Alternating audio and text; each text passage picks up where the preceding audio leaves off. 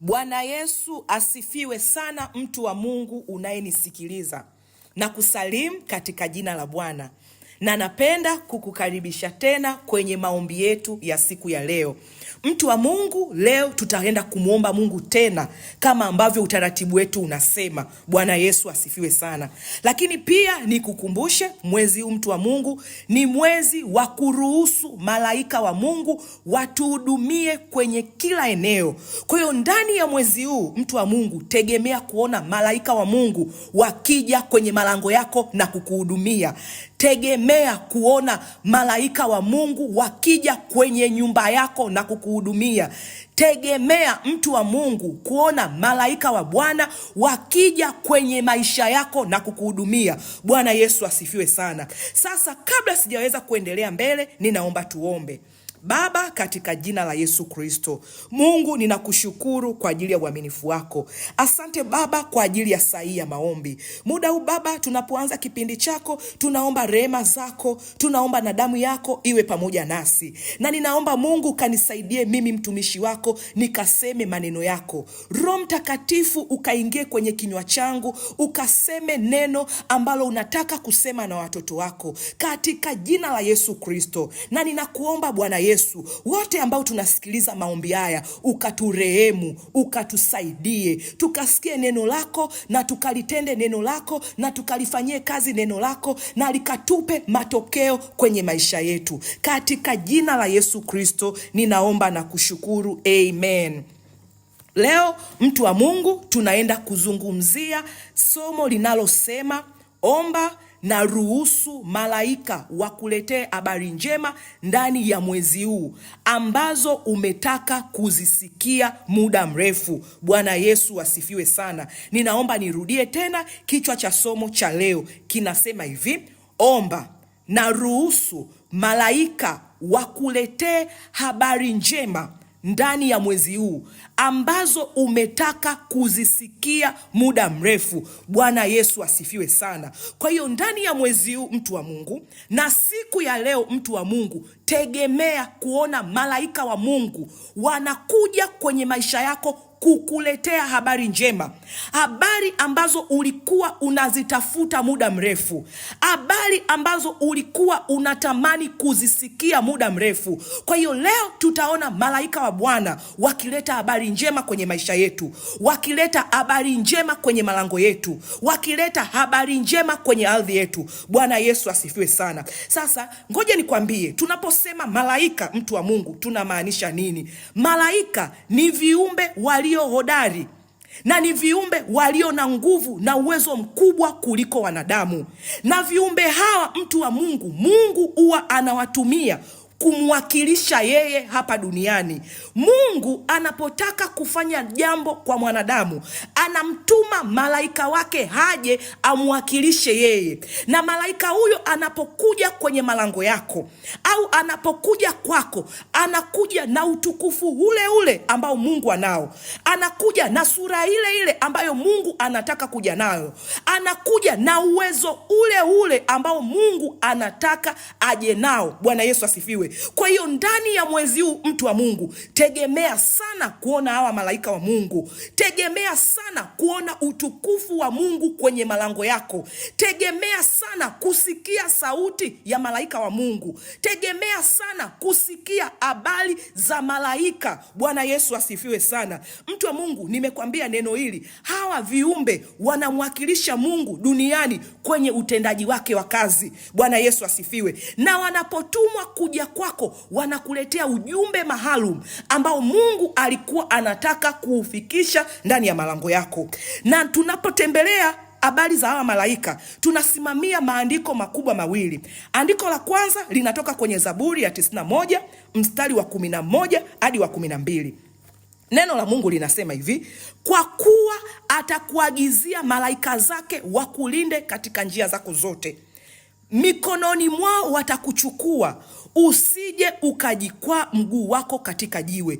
Kwa hiyo tunapoenda kumwomba Mungu, mtu wa Mungu, Mungu atakuagizia yeye malaika zake waje kwako wakulinde. Bwana Yesu asifiwe. Waje wakulinde katika njia zako zote. Na hawa malaika tunawazungumzia si wa mtu mwingine, ni wa Mungu. Na malaika mtu wa Mungu wanapokuja kwako wametumwa na Mungu. Bwana Yesu asifiwe. Kwa hiyo mtu yeyote wa Mungu anayemuomba Mungu, Mungu humwagizia malaika zake waende. Bwana Yesu asifiwe. Na hawa malaika, neno la Mungu linasema hivi, watakulinda katika njia zako zote. Kwenye njia za uchumi, malaika watakulinda. Kwenye njia za afya, malaika watakulinda. Kwenye njia za kutafuta mali, utawaona malaika wa Mungu wakija na kukulinda. Ndivyo neno la Mungu linavyosema. Na neno la Mungu linaendelea linasema hivi, mikononi mwao watakuchukua, usije ukajikwaa mguu wako katika jiwe. Bwana Yesu asifiwe sana. Kwa hiyo mtu wa Mungu unayenisikiliza, utawaona ndani ya mwezi huu malaika wa Mungu wakija kwenye maisha yako. Mkononi mwao malaika watakuchukua. Kwa hiyo tutaona malaika wakitubeba sehemu moja kutupeleka sehemu nyingine, wakituvusha sehemu moja kwenda sehemu nyingine. Neno la Mungu linasema hivi, kwa nini malaika wanakuchukua kwenye mikono yao? Neno linasema hivi, usije ukajikwaa mguu wako katika jiwe. Bwana Yesu asifiwe sana. Kwa hiyo ndani ya mwezi huu, mtu yeyote anayesikia sauti hii, mguu wako hautajikwaa kwenye jiwe. Mguu wako hautanasa kwenye mitego ya kipepo au mitego ya wachawi au mitego ya kishetani ambayo wamekutegea. Bwana Yesu asifiwe. Kwa sababu malaika zake Mungu wataagizwa waje wakuchukue. Kwa nini neno la Mungu linasema ya kwamba usije ukajikwaa mguu wako katika jiwe? Tunapozungumzia mguu, tunazungumzia ni hatua. Tunapozungumzia mguu, tunazungumzia ni mafanikio. Tunapozungumzia mguu, tunazungumzia ustawi, mtu wa Mungu. Na neno la Mungu linasema hivi, mahali popote miguu yenu itakapokanyaga au nyayo zenu zitakapopakanyaga nimewapa. Na unaona neno la Mungu linasema hivi, atatuagizia malaika zake watuchukue. Bwana Yesu asifiwe sana. Usije ukajikwaa kwenye jiwe. Kwa hiyo unamwona shetani analinda mguu wako ili usitawale. Analinda mguu wako ili usifike mbali.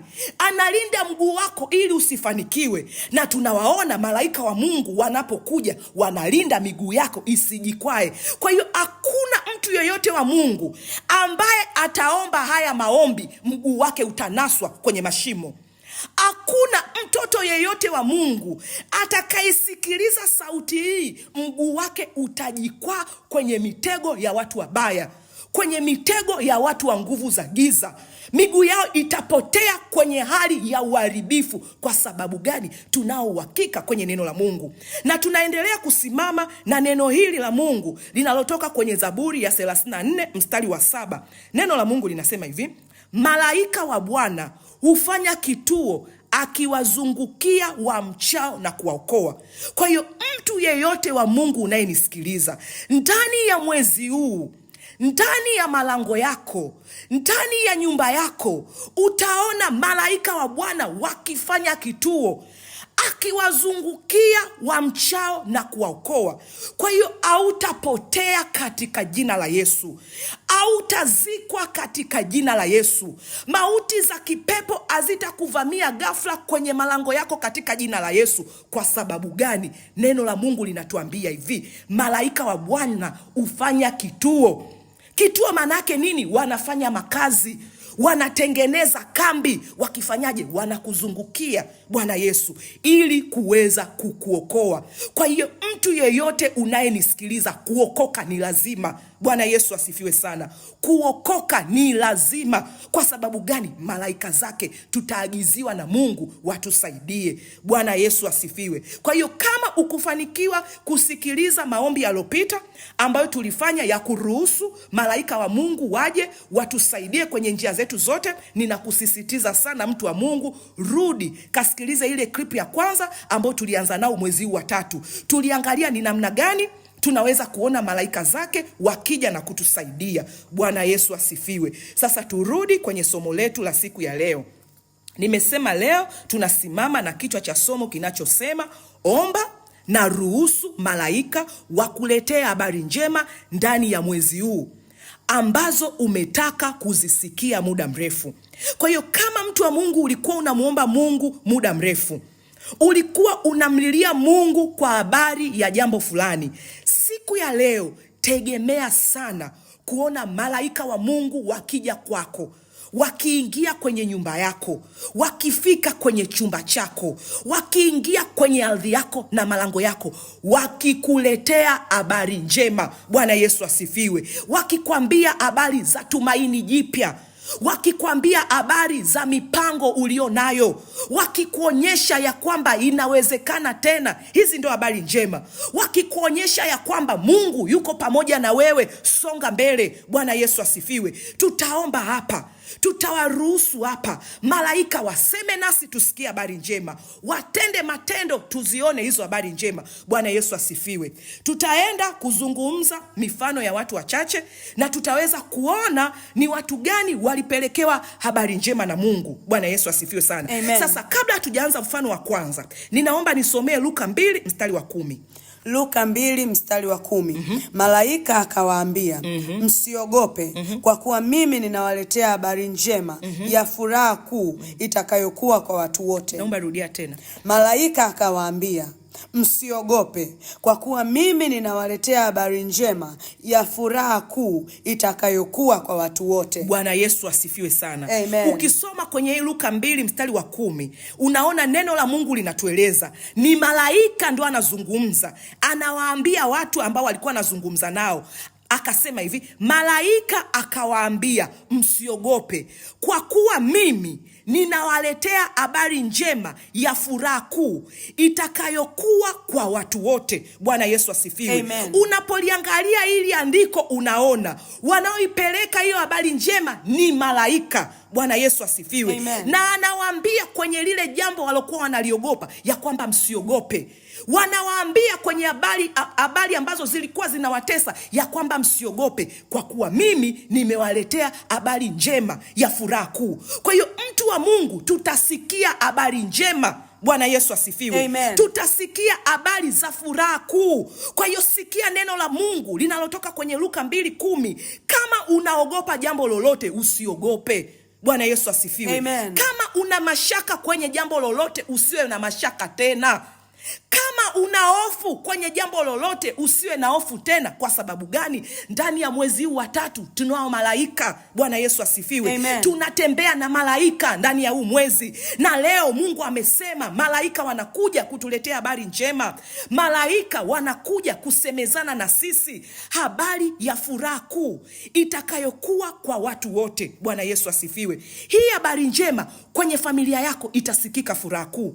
Hii habari njema kwenye malango yako itasikika furaha kuu. Amen. Hii habari njema kwenye kazi yako itasikika furaha kuu. Hii habari njema kwenye moyo wako itatokelezea shangwe. Bwana Yesu asifiwe sana. Amen. Sasa ngoja tuangalie mfano wa kwanza. Nani alitokelezewa na malaika? Habari njema zilienda kwa nani na nini kilitokea? Bwana Yesu asifiwe. Mfano wa kwanza, naomba tuangalie malaika wanapeleka habari njema kwa mke wa Manoa na kwa Manoa mwenyewe. Na habari hizi tunapata kutoka kwenye Waamuzi 13 mstari wa 2 hadi wa 4. Naomba nisomee.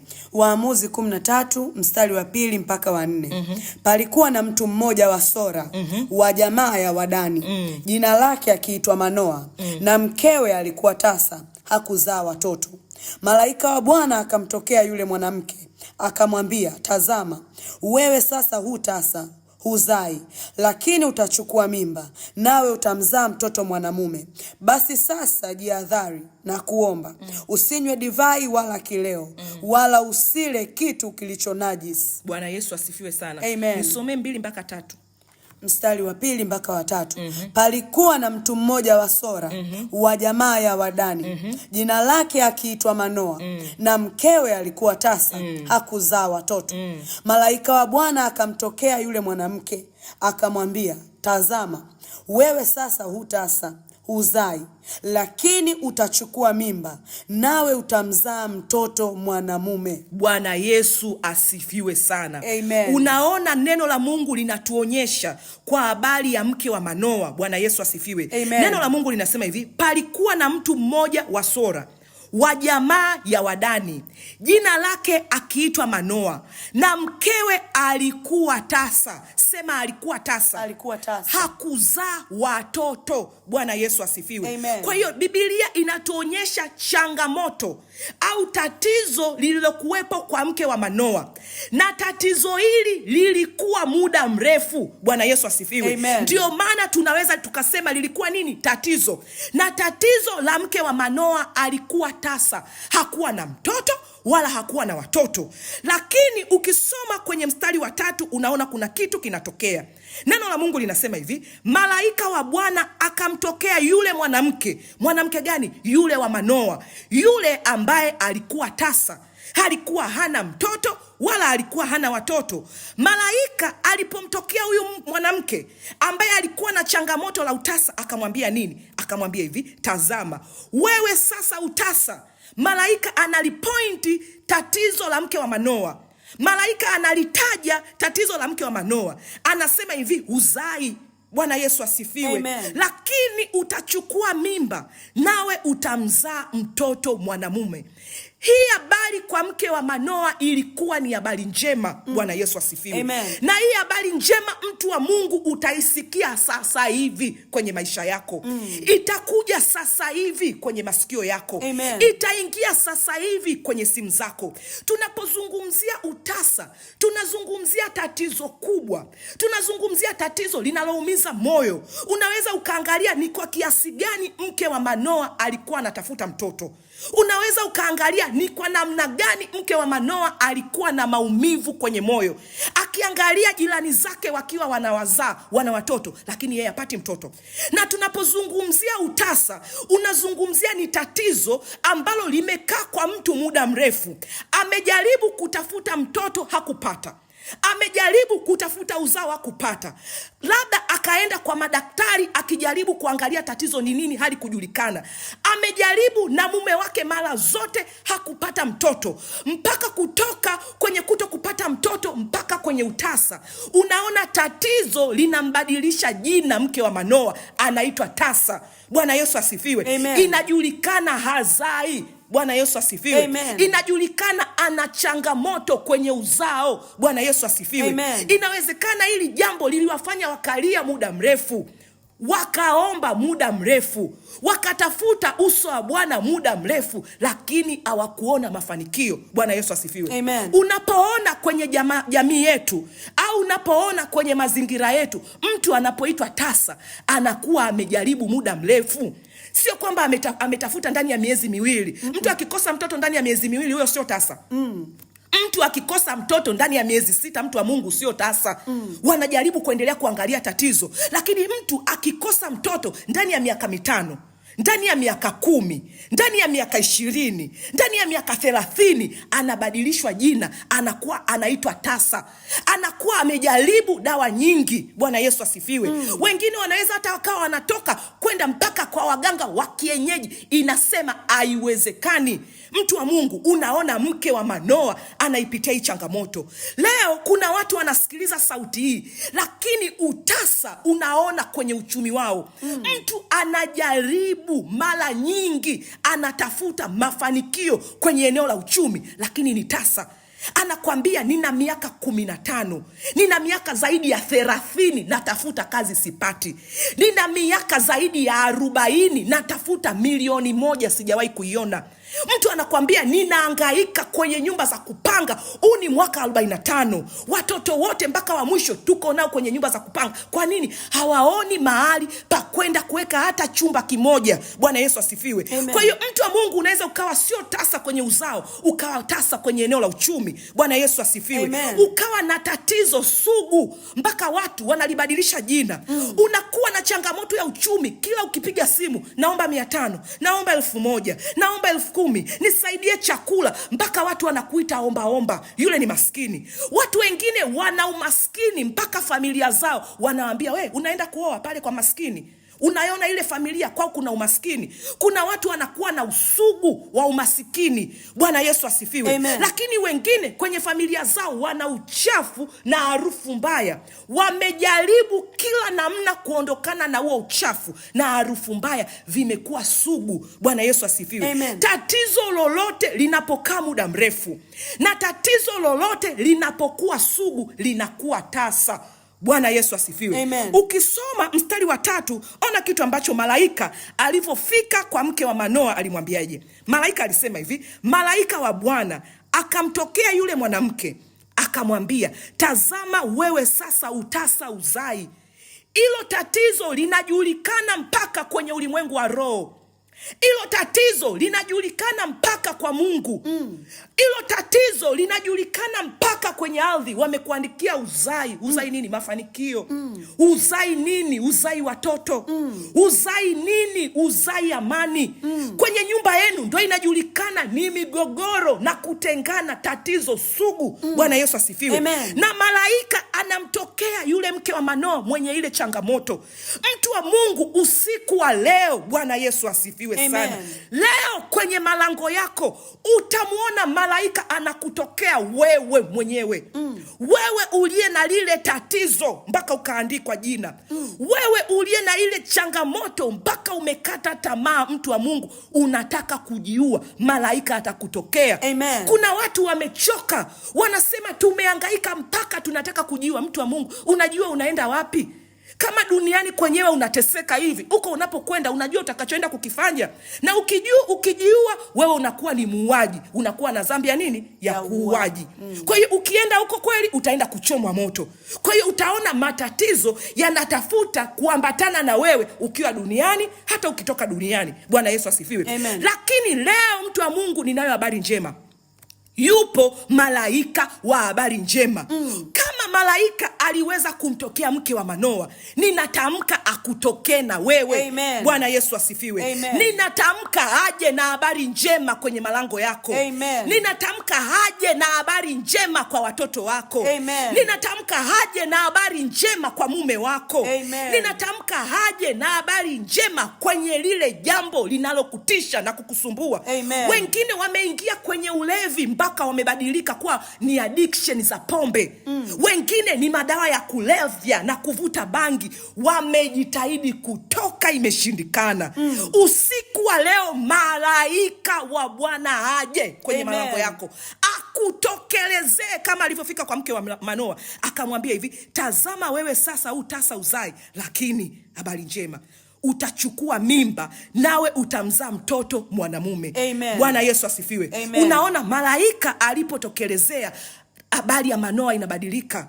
Habari ya mke wa Manoa inabadilika. Kutoka asiye na watoto kwenda mwenye watoto. Ngoja twende mbele, mtu wa Mungu, tuangalie mfano wa pili. Mfano wa pili, malaika wanapeleka habari njema kwa Zakaria. Bwana Yesu asifiwe. Amen. Naomba nisomee Luka 1:11 mpaka 14. Luka 1 mstari wa 11 mpaka wa 14. Akatokewa na malaika wa Bwana, amesimama upande wa kuume wa madhabahu ya kufukizia. Zakaria alipomwona alifadhaika, hofu ikamwingia. Lakini yule malaika akamwambia, usiogope Zakaria, maana dua yako imesikiwa, na mkeo Elisabeti atakuzalia mtoto mwanamume, na jina lake utamuita Yohana.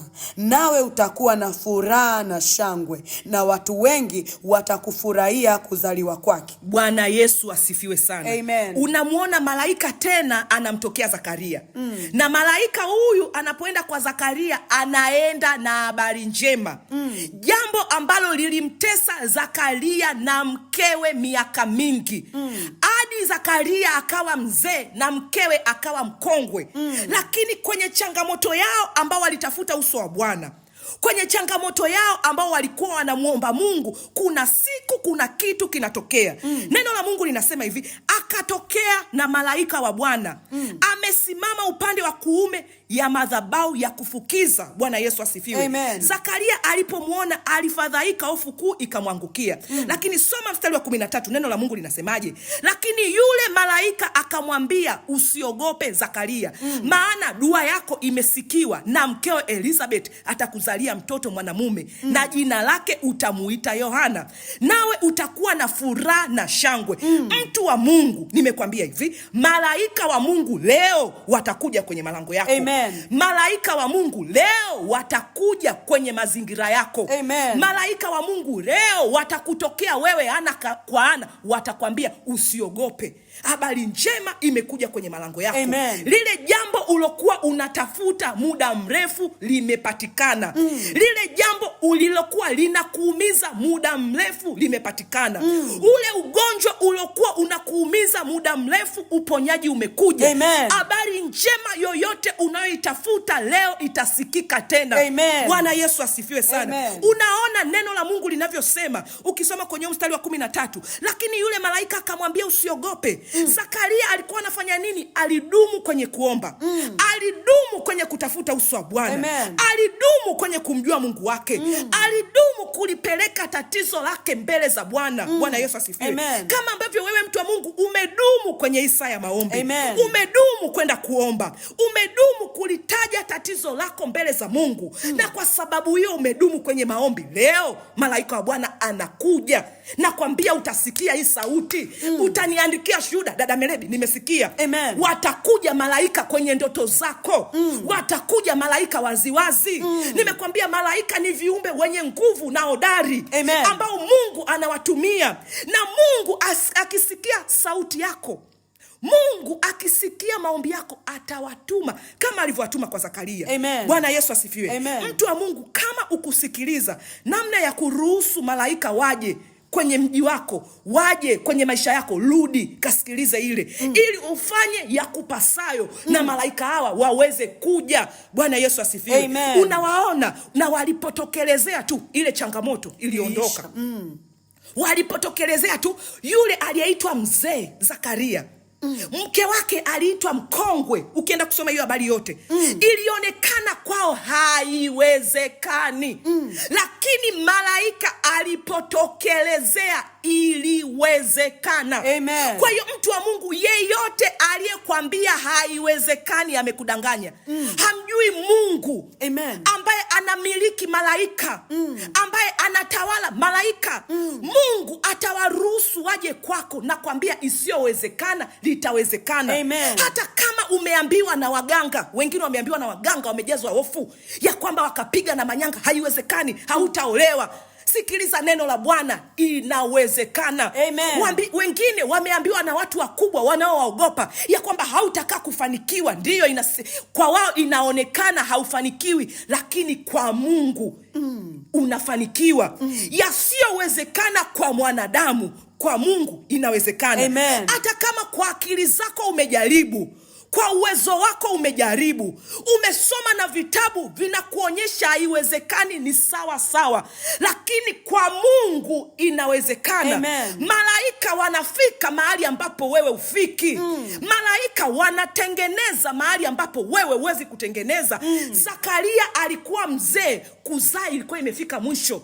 Mke wake alikuwa mkongwe. Bwana Yesu asifiwe. Amen. Alikoma siku. Bwana Yesu asifiwe. Amen. Lakini japo yote kwenye mazingira ya damu na nyama ilikuwa inaonyesha haiwezekani, huyu malaika alimtokea Zakaria kwenye damu na nyama, akazungumza naye kumwonyesha inawezekana. Amen. Bwana Yesu asifiwe. Amen. Ngoja twende mfano mwingine. Naomba twende mfano wa 3. Bwana Yesu asifiwe sana. Amen. Mfano wa 3 tunaona malaika wanapeleka habari njema kwa Kornelio. Naomba nisomee Matendo 10:3-6. Matendo ya Mitume 10 mstari wa 3 mpaka wa 6. Akaona katika maono waziwazi kama saa 9 ya mchana malaika wa Mungu akimjia na kumwambia Kornelio. Akamtazama sana, akaogopa, akasema, kuna nini Bwana? Akamwambia, sala zako na sadaka zako zako zimefika juu na kuwa ukumbusho mbele za Mungu. Sasa basi peleka watu Yafa, ukamuite Simoni aitwaye Petro. Yeye ni mgeni wa mtu mmoja jina lake Simoni, mtengenezaji wa ngozi, ambaye nyumba yake iko pwani. Atakuambia ya kupasayo kutenda. Bwana Yesu asifiwe. Amen. Mtu wa Mungu, nimekwambia hivi, leo utaona malaika wanaoleta habari njema. Watakuja kwenye malango yako. Watakuja kwenye ardhi yenu. Watakuja kwenye ukoo wenu. Wataingia kwenye chumba chako na kukuletea habari njema. Amen. Unamwona malaika anamtokea Kornelio. Bwana Yesu asifiwe. Amen. Na anamtokea kwenye maono waziwazi. Sema waziwazi. Waziwazi. Tutawaona malaika wa Bwana wakitutokea waziwazi. Amen. Hakitakuwa kificho. Amen. Kama wewe ni mgumu kuelewa, utatokewa waziwazi. Kama wewe ni mgumu kuelewa maelekezo, utaelekezwa waziwazi. Amen. Bwana Yesu asifiwe. Amen. Na malaika anapomtokea Kornelio mchana, anamwambia hivi, malaika wa Mungu akamjia na kumwambia Kornelio, akamtazama sana, akamwambia usiogope.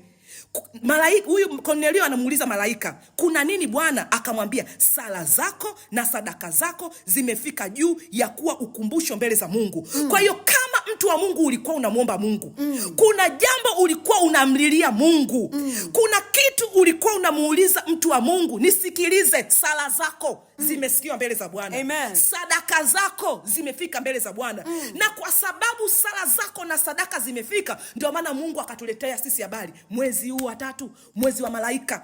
Kwa nini? Kuna watu wake Mungu anataka kuwatokelezea. Kuna watu wake Mungu anataka kuzungumza nao. Lakini kabla hajakutokea anataka kukupitishia maarifa. Ujue atakapokuambia. Bwana Yesu asifiwe. Amen. Kwa hiyo hii sauti ni sauti ya maarifa. Hii sauti ni sauti ya kukuletea uhakika, mtu wa Mungu. Amini sauti hii yangu. Amen. Amini ili neno ninalokuambia. Neno la Bwana linasema yule malaika akamwelezea Kornelio jambo lilokuwa linamsumbua. Akamwelekeza yampasayo kufanya. Kwa hiyo mtu wa Mungu hautapotea. Amen. Usiogope. Sikiliza sauti ya Bwana, usiogope. Neno la malaika limekuja kwa ajili yako, sio kwa ajili ya mtu mwingine. Sauti hii imekuja kwa ajili yako, sio ya mtu mwingine. Na atakueleza ya kupasayo kufanya, fanya. Amen. Bwana Yesu asifiwe. Amen. Akikuonya, sikia. Akikwambia tenda, katende. Akikwambia usifanye, usifanye. Bwana Yesu asifiwe sana. Ngoja tuangalie mfano mwingine tukaombe. Bwana Yesu asifiwe. Amen. Mfano wa 4, naomba tuangalie malaika wanapeleka habari njema kwa Gideoni. Huyu Gideoni alikuwa ni mpepeta ngano. Naomba nisomee Waamuzi 6 mstari wa 11, wa 12, wa 14 na wa 16. Waamuzi 6 mstari wa 11 na wa 12, alafu mstari wa 14 na wa 16. Malaika wa Bwana akaenda, akaketi chini ya mwaloni uliokuwa katika Ofra, uliokuwa mali yake Yoashi Mwabiezeri, na mwanawe Gideoni alikuwa akipepeta ngano ndani ya shinikizo, ili kuificha machoni pa Wamidiani. Malaika wa Bwana akamtokea akamwambia, Bwana yu pamoja nawe, shujaa. Bwana akamtazama akasema, enenda kwa uwezo wako huu ukawaokoe Israeli na mkono wa Midiani. Je, si mimi ninayekutuma? Bwana akamwambia, hakika nitakuwa pamoja nawe, nawe utawapiga Wamidiani kama mtu mmoja. Bwana Yesu asifiwe sana. Amen. Ukisoma hii Waamuzi 6 11 hadi 12, alafu 14 na 16, unamwona Gideoni, yeye alikuwa anapepeta ngano.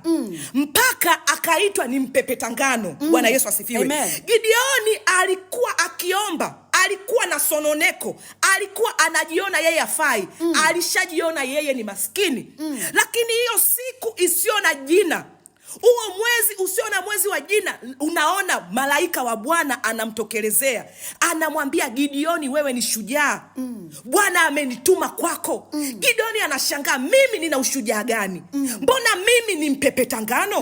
Bwana Yesu asifiwe. Ngoja tusome kidogo. Malaika wa Bwana akaenda akaketi chini ya mwaloni uliokuwa katika Ofra, uliokuwa mali yake Yoashi Mwabiezeri na mwanaye Gideoni alikuwa akipepeta ngano ndani ya shinikizo ili kujificha machoni pa Wamidiani. Bwana Yesu asifiwe. Amen. Unamwona Gideoni amekaa akipepeta ngano. Kwa hiyo unamwona mtu amekaa kwenye umaskini muda mrefu. Unamwona mtu hajakaa kwenye kile alichokisomea. Unamwona mtu hajakaa kwenye ile nafasi ambayo Mungu amemwekea kukaa. Unamwona mtu amekaa kwenye utumwa. Unamwona mtu amekaa kwenye shida. Unamwona mtu amekaa kwenye sononeko mpaka ajiamini tena. Lakini malaika wa Bwana anamwambia Gideoni, wewe sio mpepeta ngano. Wewe ni shujaa. Amen. Mimi Bwana nimekutoa wewe kuwa shujaa. Nimekuita wewe ukapigane vita. Wewe sio mpepeta ngano Gideoni, wewe ni mwanajeshi. Wewe ni mpiganaji. Wewe sio mpepeta ngano Gideoni, wewe ni polisi. Amen. Wewe sio mpepeta ngano Gideoni, mimi nimekuandikia. Ukisoma Yeremia 29 mstari wa 11, neno la Mungu linasema hivi, ninakuwazia mawazo mema wala si mabaya, kukupa tumaini siku zako za mwisho. Mungu anakuangalia umekaa unahuzunika, anakwambia wewe sio mtumwa. Amen. Wewe ni shujaa. Nimeweka ukurugenzi ndani yako. Amen. Wewe sio kijakazi, nimekuweka kumiliki makampuni. Amen. Toka kaanze. Wewe sio yatima, nimeweka talent kwenye mikono yako. Amen. Nimeweka vipawa. Kaanze. Neno la Mungu linasema hivi, Gideoni aliogopa. Hajui kupigana. Amekaa kwenye shida muda mrefu. Bwana Yesu asifiwe sana. Amen. Hajui namna ya kufanya. Bwana anamwambia Gideoni, nenda kwa uwezo wako huu mkuu. Upa uwezo ambao Mungu ameweka ndani yake. Amen. Nakwambia malaika wakitokelezea, uwezo ulio ndani yako unainuka tena. Amen. Nguvu Bwana aliyoiweka ndani yako inainuka tena. Amen. Sikia neno la Bwana, usiogope. Toka nenda. Sikia neno la Bwana, usiogope. Malaika watakuja na watakapokutokelezea, lile jambo lilokuwa limefichwa litaonekana. Amen. Lile jambo lilokuwa limezikwa litafufuliwa. Amen. Lile jambo lilokuwa limetupwa litapatikana. Amen. Lile jambo lilokuwa haliwezekani litawezekana kwa jina la Yesu. Amen. Neno la Mungu linasema kwenye mstari wa 16, Bwana akamwambia, hakika nitakuwa pamoja nawe, nawe utawapiga Wamidiani kama mtu mmoja. Mtu wa Mungu, tunaenda kuomba hapa.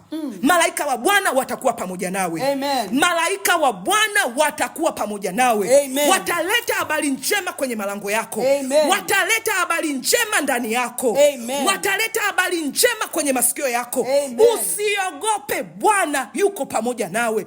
Hata kama unajiona wewe ni jeshi la mtu mmoja, Bwana yuko pamoja nawe. Amen. Hata unajiona kwamba una watu wa kukusapoti, sikiliza neno hili, Bwana yuko pamoja nawe. Amen. Hata kama unaona marafiki wamekukimbia, ndugu wamekukataa, watu unaoamini wamekukataa, Bwana yuko pamoja nawe. Nenda na uwezo wako huu. Bwana Yesu asifiwe sana. Amen. Nyosha mikono yako juu. Sema, Bwana Yesu, Bwana Yesu, ninakushukuru kwa ajili ya uaminifu wako. Ninakushukuru kwa ajili ya neno lako. Neno ambalo umeniambia niombe na niruhusu malaika wako waniletee habari njema ndani ya mwezi huu ambazo nimetamani kuzisikia ndani ya muda mrefu. Usiku Bwana Yesu, ninaomba malaika zako waje kwenye malango yangu, waje ndani yangu, waje kwenye jina langu, waniletee habari njema, habari za ufalme, habari za mafanikio, habari za kuinuka, habari za kuweza, ambazo nimekuwa nikizitafuta muda mrefu. Bwana Yesu, ninaomba malaika zako waje wapite kwenye malango yangu, wapite kwenye malango yangu, wanisaidie, wanielekeze, waniambie yanipasayo kutenda. Nenda mbele za Mungu. Baba, katika jina la Yesu, siku ya leo ninaruhusu malaika zako wapite kwenye malango yangu, wapite kwenye maombi yangu, wapite kwenye maisha yangu, wapite kwenye mji wangu, waniletee habari njema. Leo hii Bwana, ninaruhusu malaika zako wapite kwenye kesho yangu, wapite kwenye leo yangu, waniletee habari njema, waniletee habari njema, waniletee habari njema. Repo soko taya, repo soko na maha, ripo soko na mande. Ninaruhusu malaika zako, ninawaruhusu malaika zako, wale wanaoleta habari njema, zinazoleta furaha, zinazoleta shangwe, wapite kwenye malango yangu, wapite kwenye malango yangu, wapite kwenye maisha yangu, wapite kwenye mji wangu, wapite kwenye nyumba yangu, wapite kwenye ardhi yangu. Repo soko taya, repo shekete, repo soko nama, risha katata, era paso, riko na mande, resha kataya, rese kota, reta tata, risha kanama, era papa. Ninaruhusu malaika wapite kazini kwangu, ninaruhusu malaika wapite kwenye biashara yangu, ninaruhusu malaika wapite shambani kwangu, ninaruhusu malaika wapite kwenye mji wangu, ninaruhusu malaika wafike chumbani kwangu, ninaruhusu malaika wapite kwenye uchumi wangu, resha kata, ninaruhusu malaika wapite kwenye afya yangu, resa kana mahande, reta takata, riko na mande, resha kataya, repo sokotaya, era papa, era pata, era seta, reta tata, risha kataya. Naruhusu malaika wapite, waje, wanisaidie, waje, waniambie habari njema kwenye uchumi wangu, kwenye ndoa yangu, kwenye mahusiano yangu. Naruhusu malaika wa Bwana wapite, waje, walete habari njema kwenye familia yangu, waondoe umasikini, waondoe magonjwa, waondoe utasa kwa jina la Yesu, kwa jina la Yesu. Kama vile malaika walifika kwa Manoa na mkewe, habari njema ilizaliwa, utasa uliondoka, harufu mbaya iliondoka, wakabadilishiwa na jina kutoka asiye na watoto mpaka aliye na watoto, kama malaika alivyoenda kwa Zakaria na mkewe Elizabeth kutoka kwenye utasa, tena wazee na wakongwe, isiyowezekana ilionekana inawezekana. Usiku wa leo naruhusu malaika wa Bwana waje kwangu, waje kwenye nyumba yangu, waje kwenye familia yangu, waje kwenye ardhi yangu, walete habari njema, walete habari njema. Omba mtu wa Mungu. Repo sokotaya, ninaruhusu malaika wa Bwana kama walivyoenda kwa mke wa Manoa, habari njema zikawafikia. Repo sokoto, ninawaruhusu malaika wa Bwana wapite kwenye malango yangu, ninaruhusu malaika wa Bwana wapite kwenye malango yangu, ninaruhusu malaika wa Bwana wafike kwenye ardhi yangu, walete habari njema, walete habari njema, wanipe maelekezo, waniambie yanipasavyo kutenda ndani ya mwezi huu.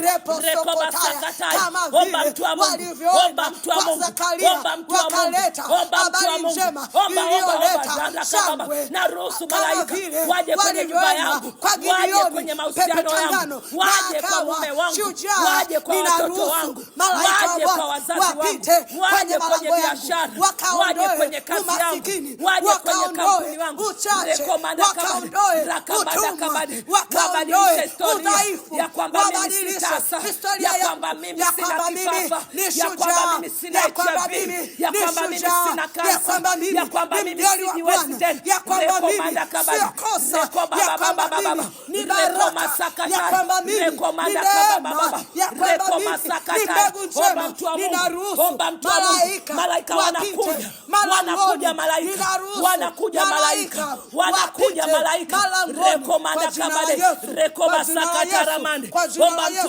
kwa jina la Yesu, kwa jina la Yesu, kwa jina la Yesu, omba mtu wa Mungu. Malaika tunawaruhusu, malaika wa Bwana tunawaruhusu. Wewe malaika wa habari, wewe malaika. Mstari wa 11, neno la Mungu linasema atakuagizia malaika wake mikononi mwao, watakuchukua. Nami leo hii ninaruhusu malaika wa Bwana wafike kwenye malango yangu, ninaruhusu malaika wa wao Bwana, mikononi mwao wanichukue, mikononi mwao wanichukue, mguu wangu usijikwae, lipo saka na mahame, era papa, malaika wanapita kwenye malango yangu, malaika wanapita kwenye mji wangu, malaika wanapita kwenye malango yangu, malaika wanapita kwenye maisha yangu, risaka na mahame, reposokotaya, resheketeye, repoposakata, era papa, ninaruhusu malaika wa habari njema wapite kwenye mji wangu, wapite kwenye biashara yangu, wapite kwenye ardhi yangu, wapite kwenye kesho yangu. Ninaruhusu malaika wapite kwenye maisha yangu, ninaruhusu malaika wapite kwenye afya yangu, waniletee habari njema, waniletee habari njema, waniletee habari njema. Sema Bwana Yesu, ninaruhusu na kukubali kuwaona malaika zako wakiniletea habari njema. Ninaruhusu na kukubali kusikia sauti ya malaika zako wakiongea na mimi kwa habari yanipasayo kuyafanya katika jina la Yesu. Katika jina la Yesu, kila lile gumu, kila lile tatizo,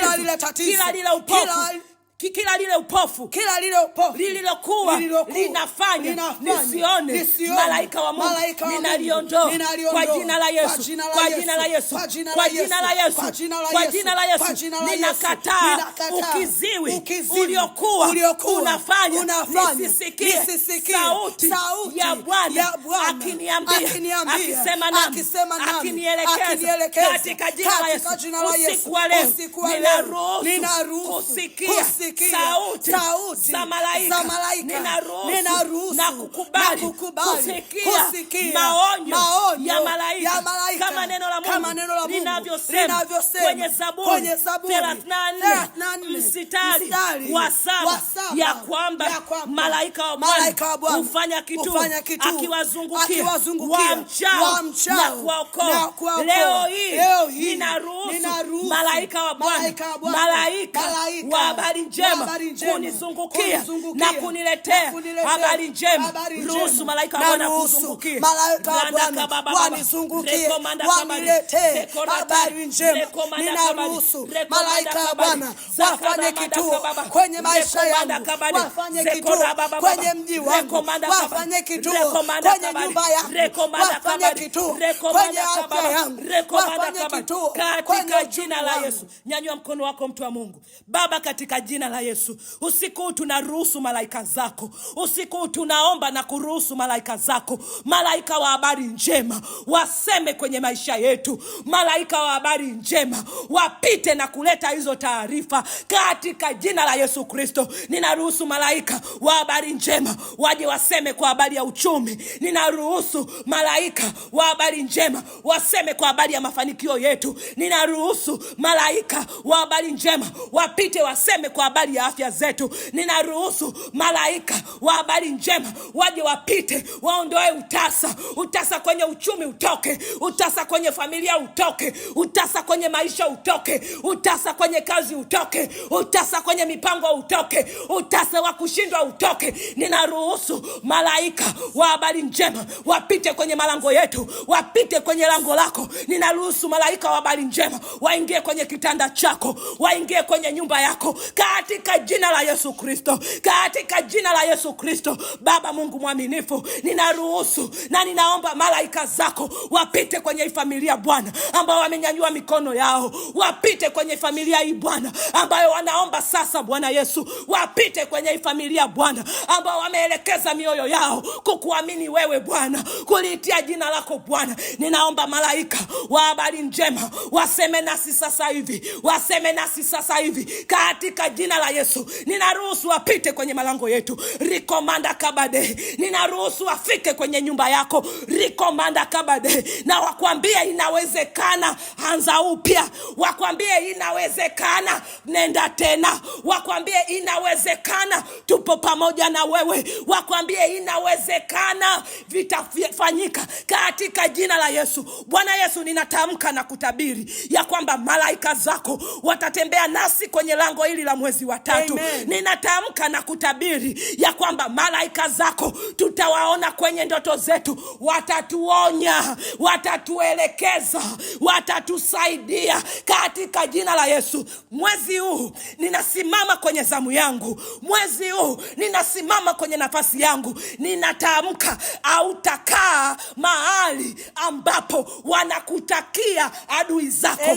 Kwa sababu neno la Mungu linasema kutoka kwenye Zaburi, Bwana Yesu asifiwe, neno la Mungu linasema kutoka kwenye Zaburi ya 91 ule mstari wa 11 hadi ya 12 ya kwamba Bwana atakuagizia malaika zake wakudake, mguu wako usijikwae katika jiwe. Nami ninatamka malaika wa Bwana watakudaka, mguu wako hautajikwaa, hatua zako hazitapotea, nguvu yako ulioitumia utaiona. Mitego yote ya kipepo waliokutegea haitakunasa katika jina la Yesu Kristo, katika jina la Yesu Kristo. Mshukuru Mungu kwa ajili ya malaika zake. Bwana Yesu, ninakushukuru. Rakamanda Asante kwa ajili ya malaika zako ambao umewaachilia. Asante kwa ajili ya malaika zako ambao wanatuletea habari njema. Ninakushukuru Bwana, maana umetupenda, maana umetupendelea. Ninakutukuza Bwana. Asante kwa neema yako katika jina la Yesu. Nyanyua sadaka yako Baba katika jina la Yesu. Asante kwa sadaka hizi Mungu wangu. Ninakushukuru kwa ajili ya sadaka hizi ambazo watoto zako wamezinyanyua. Sadaka hizi Baba, tukapate habari njema kutoka kwenye malango yako, tukapate habari njema kutoka kwenye mbingu yako, tukapate habari njema zikafike kwenye ardhi zetu katika jina la Yesu. Natamka habari njema kwenye uchumi, habari njema kwenye kazi, habari njema kwenye kampuni, habari njema kwenye taasisi yako, habari njema kwenye familia yako, habari njema kwenye nchi yako, habari njema kwenye mji wako katika jina la Yesu Kristo. Amen. Utatuma sadaka yako kwenye namba 0716052202, 0716052202. Lakini pia kama hujaokoka, basi muda huu fuata sala hii, sema: Bwana Yesu, ninakupokea moyoni mwangu. Kuanzia sasa wewe Yesu uwe Bwana na Mwokozi wa maisha yangu. Futa jina langu kwenye kitabu cha hukumu, andika jina langu kwenye kitabu cha uzima. Amen. Utatuma jina lako kwenye namba 0655108869 au 0716052202. Lakini pia kama una changamoto yoyote na unahitaji maombi, utatupigia simu kwenye hizo namba, tutapokea na kukuombea. 0655108869 au 0716052202, na Mungu atakubariki katika jina la Yesu Kristo. Amen.